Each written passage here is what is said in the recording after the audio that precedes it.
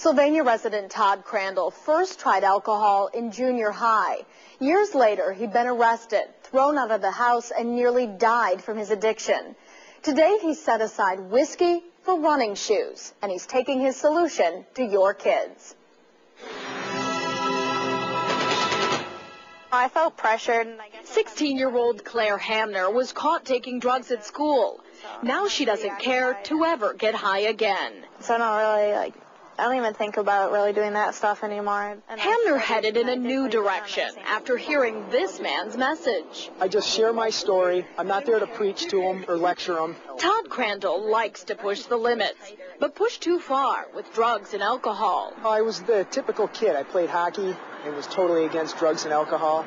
And then my 8th grade year, I took my first sip of booze, and that was it. He spiraled into a haze of substance abuse.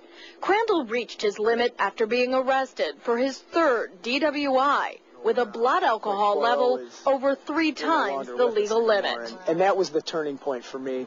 I said, enough's enough. Crandall charted a course toward recovery and set his sights on one of the toughest races known to man, the Ironman Triathlon. But I do about 15 to 20 hours of training per week in each swimming, biking, and running. He believes anyone can channel energy away from the urge to use drugs and alcohol.